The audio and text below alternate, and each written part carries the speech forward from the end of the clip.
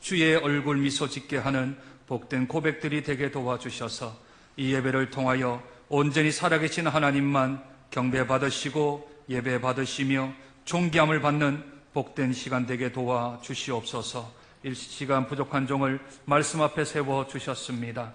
전하는 자나 듣는 자나 함께 하나님의 말씀에 청종하여 주의 뜻 가운데 살아가며 우리의 믿음을 점검하며 우리의 삶을 다시 한 번 더 되돌아보아 조금이라도 더 하나님 앞으로 한 족적이라도 한 발자국이라도 나아갈 수 있는 복된 이 한 시간 되어질 수 있도록 축복하여 주옵소서. 존귀하신 예수님 이름으로 기도드립니다. 아멘. 하나님 말씀 창세기 18장 1절부터 21절까지 말씀입니다. 구약성경 21쪽 정도에 있습니다. 우리 하나님 말씀 교독함으로 말씀에 참여합니다. 제가 먼저 1절을 읽습니다. 여호와께서 마므레의 상수리 나무들이 있는 곳에서 아브라함에게 나타나시니라. 날이 뜨거울 때에 그가 장막문에 앉아 있다가 눈을 들어본즉 사람 셋이 맞은편에 서 있는지라. 그가 그들을 보자 곧 장막문에서 달려나가 영접하며 몸을 땅에 굽혀 이르되 내 주여 내가 주께 은혜를 입었사오면 원하건대 종을 떠나 지나가지 마시옵고 물을 조금 가져다가 당신들의 발을 씻으시고 나무 아래에서 내가 떡을 조금 가져오리니 당신들의 마음을 상쾌하게 하신 후에 지나가소서. 당신들이 종에게 오셨음이니이다. 그들이 이르되 내 말대로 그리하라. 아브라함이 급히 장막으로 가서 사라에게 이르되 속히 고운 가루 세 스아를 가져다가 반죽하여 떡을 만들라. 아브라함이 또 가축대 있는 곳으로 달려가서 기름지고 좋은 송아지를 잡아 하인에게 주니 그가 급히 요리한지라.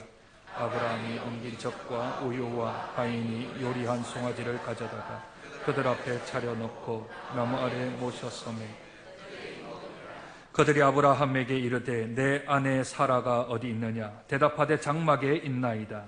그가 이르시되 내년 이맘때 내가 반드시 내게로 돌아오리니 내 아내 사라에게 아들이 있으리라 하시니 사라가 그 뒤 장막문에서 아브라함과 사라는 나이가 많아 늙었고 사라에게는 여성의 생리가 끊어졌는지라.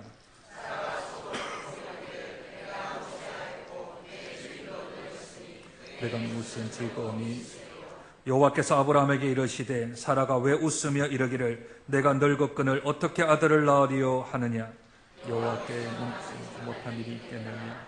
기한이 이럴 때에 내가 내게로 돌아오리니 사라에게 아들이 사라가 두려워서 부인하여 이르되 내가 웃지 아니하였나이다. 이르시되 아니라 내가 웃었느니라. 그 사람들이 거기서 일어나서 소돔으로 향하고 아브라함은 그들을 전송하러 함께 여호와께서 이르시되 내가 하려는 것을 아브라함에게 숨기겠느냐. 아브라함은 강다한 나라가 되고 천하 만민은 그로 말미암아 복을 받게 될 것이 내가 그로 그 자식과 권속에게 명하여 여호와의 도를 지켜 의와 공도를 행하게 하려고 그를 택하였나니 이는 나 여호와가 아브라함에게 대하여 말한 일을 이루려 함이니라. 여호와께서 또 이르시되 소돔과 고모라에 대한 부르짖음이 크고 그 죄악이 심히 함께 있습니다. 내가 이제 내려가서 그 모든 행한 것이 과연 내게 들린 부르짖음과 같은지 그렇지 않은지 내가 보고 알려 하노라. 아멘. 하나님을 믿는 믿음이라는 것은 하나님과의 깊은 교제가 깊어지면 깊어질수록 만나는 횟수가 더 많아지면 많아질수록 그 믿음이 커지고 그 믿음이 성장합니다. 아내를 루이라고 속일 수밖에 없었던 아브라함, 아니 그 이름이 아브라함이었던 그가 12장부터 시작하여 조금씩 하나님과의 만남이 낮아들고 또 그와 함께 하나님께서 말씀하시고 그가 응답하는 대화, 기도를 통하여서 그의 믿음이 조금씩 성장하고 있습니다. 17장에 와서 이제 그가 자기의 몸에서 날짜뿐만 아니라 자기의 아내 사라에게서 이제 아들이 태어난다는 소식조차 이제는 믿게 된 그러한 믿음의 지경에 이르렀습니다. 그 정도로 믿음이 성장하고 믿음이 성숙했습니다. 그러나 하나님에 비하면 그와는 너무 비교가 되지 않겠지요.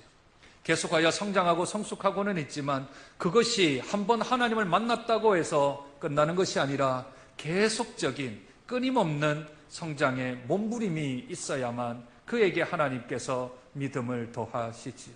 이제 22장까지 얼마 남지는 않았지만 그가 믿음의 정점으로 올라갈 때까지 계속된 하나님의 그 열심을 통하여서 아브라함을 만들어 가고 계십니다. 아브라함은 지금 성장하는 가운데 있습니다. 아브라함은 성숙하는데 가운데 있지요. 오늘 아브라함은 하나님으로부터 또 한 가지의 하나님의 귀한 속성, 하나님의 성품 한 가지를 배우게 되어지는데 그것은 바로 순서, 질서, 절차라는 하나님의 속성입니다. 하나님은 질서의 하나님이십니다. 하나님은 순서를 지키시는 하나님입니다. 하나님은 가로질러 가시거나 하나님은 속히 무엇을 하시거나 하나님은 급하게 어떤 일을 하시는 하나님이 아니십니다. 아브라함에게 처음 너로 인하여 큰 민족을 이루겠다 하신 하나님, 그리고 나서 네 몸에서 날 자가 너의 자녀다 하셨던 하나님, 그리고 사라에게 이제 통하여 아들을 낳을 것이라는 약속을 주신 하나님께서 이제 하나님의 사자를 직접 보내셔서 마지막 이야기를 하십니다. 그 마지막 이야기는 이제 1년이 되어지면 1년 안에 너희에게 아들이 있을 것이다. 순서적으로 절차를 지켜 하나님은 이 기간 동안 처음 너로 인하여 큰 민족을 이루겠다 하시며 지금 24년이 지났습니다. 처음 약속을 하실 때가 75세였고 지금 나이 18장에 와서는 99세이지요. 24년의 시간 동안 하나님은 때마다 그의 믿음을 통하여 조금씩 하나님은 절차를 따라 순서를 따라 질서를 지켜가며 그의 믿음에 상응하는 말씀을 주셨고 그가 받아들일 수 있을 만한 믿음이 되었을 때 이제 너에게 또한 너의 아내로 말미암아 아들을 주시겠다는 약속을 하시지요. 24년 동안 크나큰 긴 시간 동안 그 기간 동안 하나님은 참고 기다리십니다. 좋은 소식이 있으면 우리들은 빨리 전하고 싶은 조급함이 있지 않습니까? 야, 너와 사라에게서 아들 낳을 거다 라는 이야기를 우리가 알았다면 진작 좀 전해주고 싶지 않겠습니까? 그러나 하나님은 아브라함의 믿음을 너무 잘 알고 계십니다. 아브라함의 연약함을 잘 알고 계시지요. 그 믿음에 따라 하나님이 말씀을 하나씩 더 구체적으로 단계적으로 올라가시는 하나님이십니다. 믿음의 성장은 있었지만 아직 아브라함에게는 조급함이라는, 서두름이라는 그런 것이 아직도 그의 몸에 배겨 있습니다. 그래서 오늘 하나님의 속성과 아브라함의 행동을 두 가지를 비교함으로 하나님의 속성을 더 부각시키며 아직도 아브라함은 자라가야 하며 성장해야 하며 성숙해야 될 것을 성경은 우리에게 말씀하고 계시지요. 오늘 본문 2절 한번 보실까요? 눈을 들어본즉 사람 셋이 맞은편에 서 있는지라 그가 그들을 보자 곧 장막문에서 달려나가 영접하며 몸을 땅에 굽혀. 어찌 보면 긍정적일 수 있지만 어찌 보면 조급한 아브라함의 모습을 보게 되어집니다. 성경은 그로 멈추지 않습니다. 하나님의 사자 세 사람을 보고 달려나가서 꿇어 엎드려 영접했을 뿐만 아니라 자기 집으로 초청하시지요? 초청을 합니다. 초청을 해서 오셔서 물 한 사발 드시고 또 우리들이 물을 준비할 테니 발도 좀 씻으시고 그리고 떡을 조금 준비할 터이니까 떡도 좀 드시고 우리 집에서 잠시 쉬어 가십시오. 그렇게 얘기했습니다. 그러면 떡을 하되 우리나라 같으면 김치전을 좀 부치든가 부추전을 좀 부치든가 아니면 집에서 할 수 있는 간단하게 요리할 수 있는 것들을 대접을 할 줄 알았는데 오늘 그 아브라함은 집에 들어가서 아내 사라에게 말합니다. 세스아의 떡을 해라. 그러면 세스아. 감이 안 오시지요? 세스아가요 18리터입니다. 감이 안 오시지요? 우리나라로 보면 9대입니다. 9대. 집에서요 9대 떡을 해요. 누구를 위해서요? 새 천사를 위해서. 뭐 가족들도 먹는다 하더라도 여러분들 집에서 9대 떡 한번 해보시겠어요? 그런데 아내에게 부탁하기를 어떻게 부탁합니까? 5절에 아브라함이 급히 장막으로 가서 급히 갑니다. 사라에게 이르되 속히 고운 가루 새 스아를 가져다가 반죽하여 떡을 만들라. 빨리 밥해 100인분. 뭐 이런 거하고 똑같은 거 아니겠습니까? 아니 소치 10인분짜리인데 100인분 빨리 하라는 겁니다. 사무엘상에 보면 다윗이 자기가 거느리고 있는 400명의 군사를 먹이기 위해서 5스아를 떡을 만듭니다. 400명이 먹을 수 있는 분이 5스아면 3스아는 최소한 250명 이상이 먹을 수 있는 떡입니다. 근데 그걸 급히 합니다. 그뿐만 아니라 빨리 달려가서 살진 송아지 한 마리를 자기가 직접 잡습니다.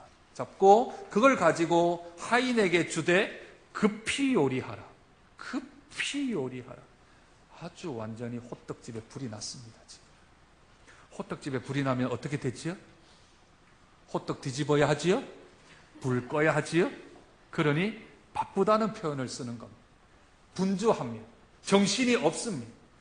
여호와의 사자를 발견하고는 정신이 없어서 이리저리 막 뛰어다니고 있는 겁니다. 이리 갔다가 저리 갔다가 막 분주하게 뛰어다니죠. 그런데 여호와의 사자는 그렇지 않습니다. 오늘 10절 한번 보실까요?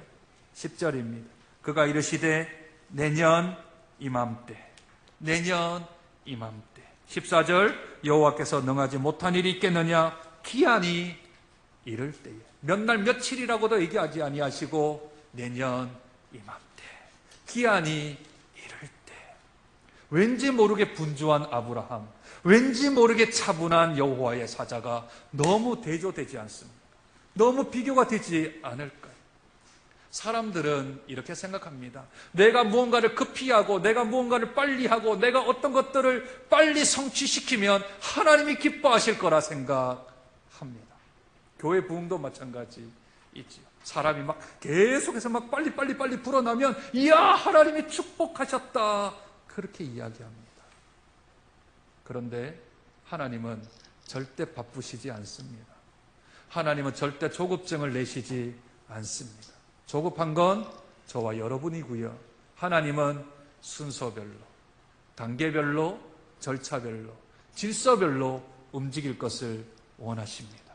만약 해야 할 일들을 기회를 놓치면 어떻게 될까요? 타이밍을 놓치면 내가 해야 하는데 해야 할 말들, 해야 할 일들, 해야 될 사역의 타이밍을 놓치면요, 그것은 내가 그만둬야 합니다. 그 욕심을 내면 안 됩니다. 욕심을 내면 어떤 게 나올까요? 억지가 나옵니다. 그렇지요. 심지어는 거짓말이 나오기도 합니다. 그것을 하려고요. 그걸 억지로 뭔가를 하려고 하니까 어떤 것들을 뒤집기도 해야 되고 어떤 것들은 바꾸기도 해야 되고 어떤 것은 감추기도 해야 되고 그 타이밍을 놓쳐버렸어요. 빨리 해야 되는데. 그러면 시간은 좁고 해야 될 일이 많으면 급해지지요. 급하면 실수가 생깁니다. 실수가 반복되면 잘못이 생기게 되어집니다. 하나님은 급히 이 세상을 창조하지 아니하십니다. 하루씩 하나님의 질서대로 순서대로 맞추어서 진행하시는 분이시지 월장을 하시거나 급하게 뭔가를 어떤 일을 행하거나 갑작스럽게 누구에게 뭔가를 지시하시는 하나님이 아니시다는 것이지요. 예수님도 이 땅에 오셔서 제자들을 훈련시키되 3일 만에 단기 속성 과정으로 그렇게 끝내지 아니하십니다. 예수님이 제자들을 3년 동안이나 그들을 양육시키십니다. 교회 복음이요, 예수님이 마음만 먹었으면 한 몇천 명, 5천 명 먹이는 그런 오병이어 있었던 사람들 데리고서 제자 삼았으면 복음이 더 빨리 전파되지 않았을까요? 그런데 12명, 그 중에서 한 명 빠지고 마띠아 들어와서 12명, 그 12명 가지고 시작을 하셨다. 5천 명 가지고 시작 안 하셨어요. 단계별로, 순서별로 주의 복음이 한 사람, 한 민족, 한 나라, 한 대륙에 옮겨질 때까지. 조국 대한민국에 복음이 들어오기가 예수님이 이 땅에 오신 지 1885년이 지나서야 조국 대한민국에 복음이 들어왔다. 순식간에 복음을 전하면 좋으련만 하나님은 그렇게 하지 아니하시고 하나님의 때, 내년 이맘때에 때가 이를 때에 그 때를 하나님은 일하시고 계십니다. 언제부터요? 창조 때부터 지금까지 쉬지 아니하시고 하나님은 일하십니다. 하나님의 계획에 맞추어서, 하나님의 질서를 맞추어서, 그 질서를 맞추어 하나님은 일하십니다. 오늘 본문을 통하여 하나님은 우리에게도 요청하십니다. 뭐 바쁘게 무슨 일을 하는 일이 있느냐, 뭘 급하게 어떤 일을 처리하려고 하느냐, 그건 하나님의 방법과는 다르다 하십니다.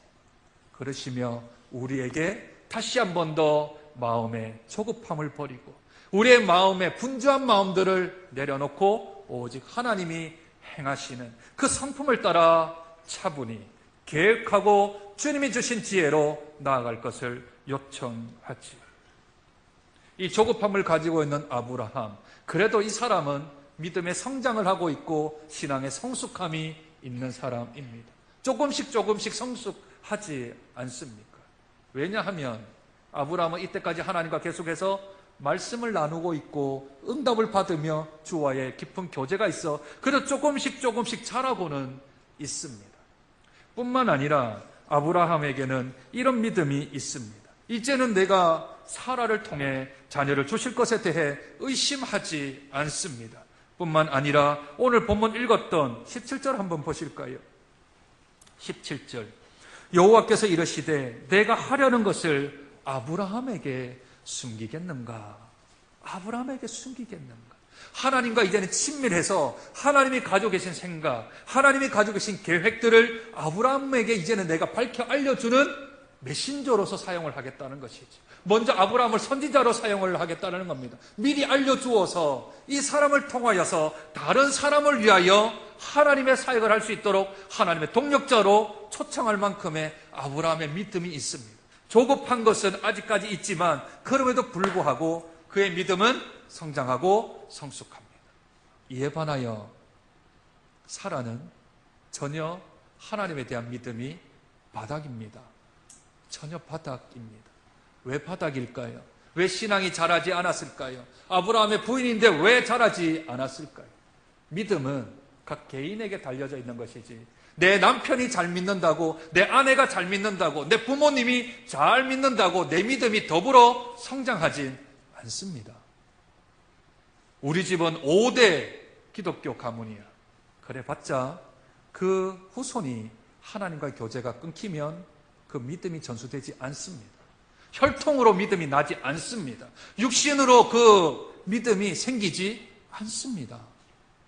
아브라함의 믿음은 점점 장성한 분량으로 올라가고 있는데 사라의 믿음은 바닥입니다. 전혀 하나님과 교제를 나눈 적이 없습니다. 하나님의 음성을 들은 적도 없고 하나님께 나와 기도한 적도 없습니다. 하나님께 응답을 받은 적도 없어요.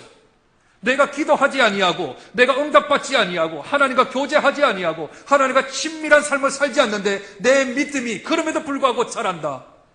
그건 가짜 믿음, 그건 헛된 믿음, 그건 가식적인 믿음.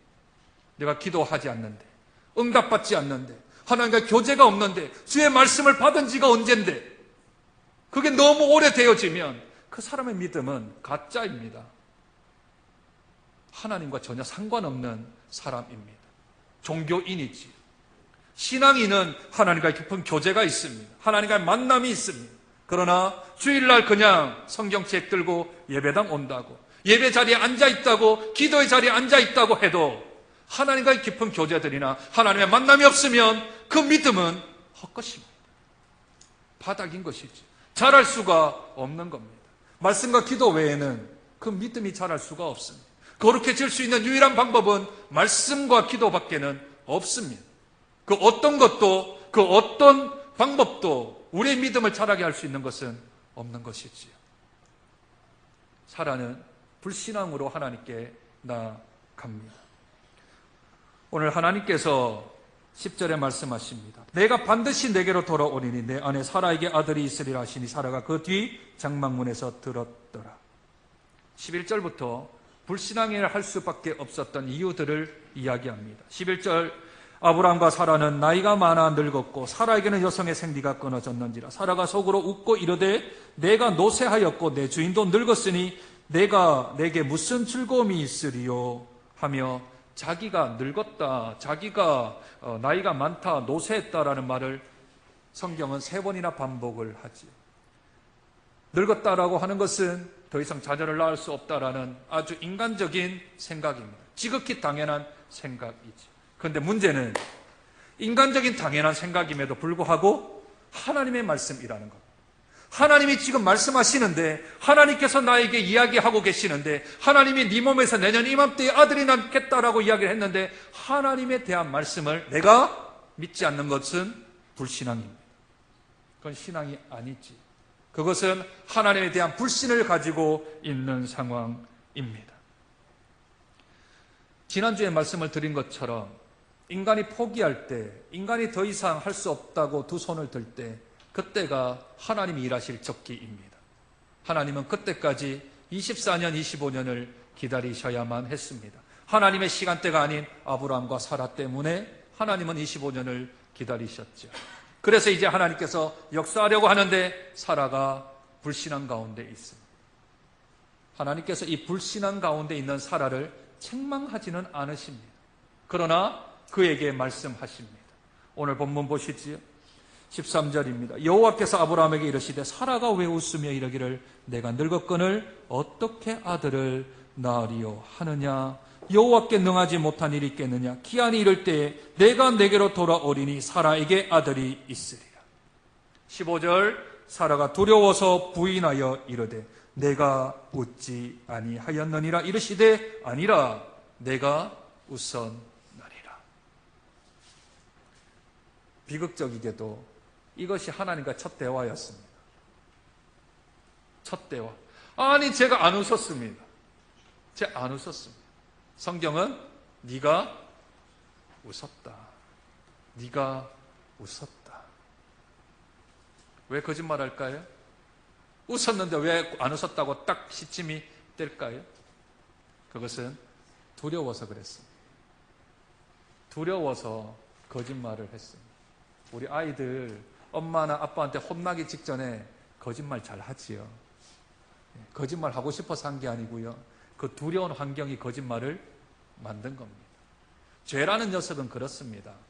죄를 덮어보고자 했는데 또 다른 죄를 짓게 되어집니다. 하나님의 말씀을 들을 때 불신앙으로 했으면 제가 못 믿었네요. 제 믿음이 적네요 하고 그렇게 솔직하게 정직하게 말하면 죄가 더 확산이 안 되는데 내가 죄를 지었습니다. 불신앙의 죄를 지었죠. 하나님 말씀하시는데 그것을 청정하지 않았지. 그런데 그 죄를, 그 불신앙을 감추려고 하니까 뭐가 드러나요? 그 다음에 거짓말이 드러난다. 거짓말은요, 거짓말을 또 낳게 되어집니다. 또 다른 거짓말을 낳게 되어지고 그 거짓말을 합리화시키려면 그 다음에는 어떤 일이 생길까요? 다른 사람들과 규합을 해야 합니다. 그 거짓말을 합리화하기 위해서. 다른 사람들도 그 거짓말을 참말처럼 믿도록 만들어 주어야 하지. 성경에는 심지어 그 거짓말 때문에 덮으려고 살인을 하는 사람도 있습니다. 누군가요? 하나님 마음에 합한 자라고 불리우는 다윗이 그렇습니다. 그 거짓말을 덮으려고, 그 거짓을 덮으려고 하나님에 대한 불신앙을 덮으려고 거짓말하고 사람을 죽이기까지 하는 데까지 나아가는 것이 죄의 습성입니다. 죄가 들키면 사람들은 우리 죄성 때문에 본능적으로 숨게 되어져 있습니다. 아담은 죄가 들키자 나무 뒤로 숨습니다. 두려워서요. 들키면 부끄러워서요. 떨며 숨습니다. 아브라함은 애굽의 바로가 무서워가지고 자기 아내를 누이라고 또 속이죠. 그게 사람의 본성입니다. 괜찮습니다. 두려워서 거짓말할 수 있습니다. 그러나 더 이상 증가되어지면 안 됩니다. 서야 됩니다. 그래서 하나님이 말씀하십니다. 네가 웃었다. 네가 웃었다. 그럼에도 불구하고 사라의 불신앙이 하나님의 계획을 차질시키지 못합니다. 멈추게 하지 못한다고. 이게 감사한 일 아닙니까? 우리의 불신앙이 하나님의 사역에 방해가 된다라고 우리는 생각하지만 그러나 사라가 불신앙을 가져도 하나님은 하나님의 길을 걸어 가십니다. 그러니 너무 우리가 중압감을 가질 필요는 없습니다. 나 때문에 하나님의 일이 망쳐질까 두려울 때 있지 않습니까? 내 연약함 때문에 하나님의 사역에 방해될까? 내가 걸림돌인가? 하는 생각 들 때 있지 않습니까? 그런데 우리 하나님은 인간의 불신을 뛰어넘어 하나님의 사역을 감당하시는 전지전능하신 엘샤다이 하나님이십니다. 만약 우리의 불신 때문에, 우리의 무능 때문에, 우리의 연약함 때문에 하나님의 사역이 바뀌어진다면 이거 참 큰일 아니겠습니까? 이거 참 우리가 어떻게 그것을 다 감당하겠습니까? 우리가 그 어떤 책임감 때문에 우리가 눌려 어떻게 살아가겠습니까? 그러나 우리의 실수조차도, 우리의 불신조차도 하나님이 그것을 바꾸어서 선을 이루실 뿐만 아니라 의를 이루시가는 전능하신 하나님, 우리의 그 연약함과 부족함을 알면도 불구하고 하나님의 그 사역의 자리에 초청하시는 그 하나님, 그 하나님이 저와 여러분의 하나님이 되시는 줄로 믿습니다. 그 불신하는 사라에게 나타나 아니라 너에게 아들이 태어날 거다. 아니라 너는 웃었다. 더 이상 거짓말하지 마. 더 이상 두려워하지 마. 내가 다 알고 있으니까 두려워하지 마. 이제는 그냥 나를 믿으랴 하고 믿음으로 지금 초청하고 계시는 신실하신 하나님, 사랑 많으신 하나님, 그 믿음의 수준조차도 아시고 그 믿음의 수준대로 대하시는 우리 하나님이 저와 여러분의 하나님이 되심이 얼마나 감사한지 모르겠습니다. 그 하나님이 우리를 격려하십니다. 그 하나님이 우리를 다시 한번 일어서라 하십니다. 그리고 나에게로 나와 믿음을 좀 성장시켜 주렴. 나와 좀 더 관계를 맺으렴. 나와 조금 더 대화를 하렴. 나에게로 나와 기도하고 내가 너에게 응답함으로 우리의 영적인 교제들이 더 풍성하게 열려질 수 있도록 나에게로 좀 나오렴 하며 사라를 초청하는 그 하나님이 저와 여러분들을 초청하셔서 있는 그대로 있지 말고 믿음의 성장과 신앙의 성숙함으로 그 자리로 초청하시는 하나님의 그 손을 외면하지 아니하는 저와 여러분 되시기를 축복합니다. 이제 하나님께서 아브라함의 집을 떠나셨습니다. 그리고 이제 소돔과 고모라 땅으로 옮기시는데 여기에 하나님의 아이러니가 있습니다. 아브라함에게는 복된 소식을 전해주었습니다. 내년 이맘때 기한이 차면 이 집에 아들이 있을 것이다. 무자했던 가정 가운데 백사가 되었을 때 아들을 가질 수 있다는 그런 좋은 소식을 하나님이 이 가정에 전해주셨습니다. 이것을 가리켜서 복음이라 그랬죠. 굿뉴스라고 그럽니다. 태어날 수 없는 가정에 태어난 아이가 이삭이지. 태어날 수 없는 이 땅에 태어나신 예수 그리스도의 모형이요 그림자인 이삭이 이 땅에 태어나는 것은 태어날 수 없는 예수 그리스도에 대한 표본이며 그림자이며 또한 예표이기도 합니다. 그러니 복된 소식이죠. 굿뉴스입니다. 좋은 소식입니다. 그러나 하나님이 이 땅에 오셔서 좋은 소식만 전하시는 것은 아닙니다. 이제 소돔 고모라 땅으로 갑니다. 가셔서 이제 배드 뉴스, 나쁜 소식을 전합니다. 이 땅에 심판이 있을 거다. 이 땅에 징계가 있을 거다. 이 땅에 불로 심판을 하나님이 하실 것이다. 라는 나쁜 소식도 이 땅에 오셔서 함께 전해 주십니다. 이것은 곧 예수 그리스도께서 이 땅에 오셔서 우리 죄를 위하여 십자가에 죽으시고 우리가 영원한 생명을 위하여 3일 만에 다시 부활하신 그 복된 소식과 더불어 나를 믿지 아니하는 자는 영원히 죽는다라는 심판의 소식도 함께 가져오신 것이지요. 요한복음 9장 39절에 예수께서 이르시되 내가 심판하러 이 세상에 왔으니 보지 못하는 자들은 보게 하고 보는 자들은 맹인이 되게 하려 함이라 하시니, 영적인 눈을 들고 주님을 보는 자들은 그들이 구원을 받을 것이며 보기는 보아도 보지 못하는 영적인 맹인들은 그들에게는 심판을 주기 위하여 이 땅에 오셨다 하십니다. 하나님께서 임재하시는 것은 두 가지가 동시에 일어납니다. 구원과 심판이 함께 일어납니다. 생명과 사망이 함께 일어납니다. 영적인 눈을 뜨고 주님을 바라보면 그 사람에게는 영원한 하나님의 귀한 소식들, 영원한 삶에 대한 소식들을 우리에게 들려주시지만, 그러나 영적인 눈이 가리워진 자들에게는 영원한 심판의 소식만을 들을 뿐입니다. 저와 여러분은 좋은 소식을 들은 사람들입니다. 그 좋은 소식을 들었기에 영적인 삶이 우리에게는 보장되어져 있습니다. 복음을 받아들이며, 예수 그리스도를 받아들이며, 예수 그리스도가 이 땅에 오셔서 우리를 위하여 죽으시고 우리를 위하여 부활하셨을 뿐만 아니라 우리를 위하여 하나님 나라 통치하기 위하여 주님 우편에 앉아 계시다가 우리를 위하여 이 땅에 오시는 날, 그날은 영원한 우리에게 복이 주어집니다. 그러나 영적인 눈이 어두워져 있는 사람, 하나님을 모르는 사람, 예수님을 나의 구주로 모시지 않은 사람은 영원한 심판을 주십니다. 주님이 오시고 하나님이 임재하신다라는 것은 믿는 자들에게는 구원이지만 믿지 아니한 자에게는 심판이 찾아오게 되어지므로 이 두 가지 소식이 함께 상반되어 우리에게 오게 되어집니다. 저와 여러분은 다 영원한 상을 받는 복된 주님의 자녀가 되시길 축복합니다. 예수 그리스도를 나의 구주, 나의 하나님으로 믿어서 영원한 천국으로 들어가는 복된 소식을 받는 저와 여러분들이 되기를 주님의 이름으로 축복드립니다. 행여나 혹 이 자리에 앉아 계신 분 가운데서 신앙생활은 하고 있지만, 믿음 생활은 한다고는 하지만 아직까지 내가 예수 그리스도가 누구신지, 내가 믿는 믿음의 대상이 어느 분이신지, 내가 왜 교회에 나오고 있는지 잘 모르고 계신다면 하나님 앞에 기도하십시오. 하나님 앞에 간구하십시오. 하나님, 제가 예수님을 아직 안 믿습니다.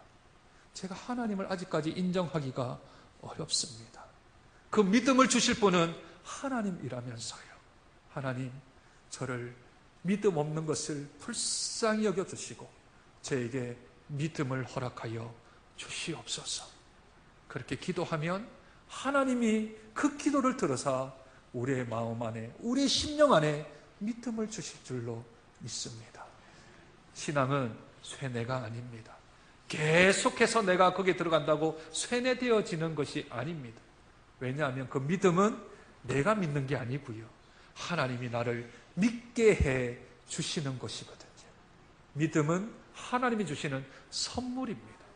하나님이 주시는 선물이므로 내가 그것을 믿겠다 결정할 수도 없고 내가 그것을 거부할 수 있는 내 힘이 없는 것입니다. 전능하신 하나님께서 우리를 긍휼히 보시고 우리를 불쌍히 여겨 주셔서 그 영혼에게 믿음을 허락하시면 그 믿음이 우리에게 들어와, 내가 오늘까지 믿지 않았는데, 내가 예배 시간 전까지 믿지 않았는데 예배 시간에 주님을 믿게 되어지는 역사가 있게 되는 것이지. 내가 오늘 예배를 마치고 집에 돌아가는데 나도 모르게 예수가 믿겨지고 나도 모르게 십자가 때문에 눈물이 흘러기도 하고 내가 이때까지 수천 번 수만 번 들었던 그 십자가이지만 그 십자가만 들어도 내 눈에서 눈물이 흘러나는 그런 구원의 감격의 역사가 일어나게 될 줄로 믿습니다. 여기 앉은 모든 분들이 천국에서 뵙기를 소원합니다. 여기 앉은 모든 분들이 하나님의 자녀로 이 땅에서 천국을 누리며 살아가는 복된 주의 자녀가 되기를 축복합니다. 그러기 위하여 하나님을 의지하고 하나님을 믿음으로, 그 전능하신 하나님을 믿음으로 이 땅에 오신 예수 그리스도의 그 십자가만이 내 죄를 사할 수 있다는 그 신앙 고백을 통하여서 저와 여러분들이 하나님 앞에 우뚝 든든히 서가는 복된 믿음의 자녀, 하나님의 백성 되어지는 저와 여러분 되시길 주님의 이름으로 축복드립니다. 하나님 아버지,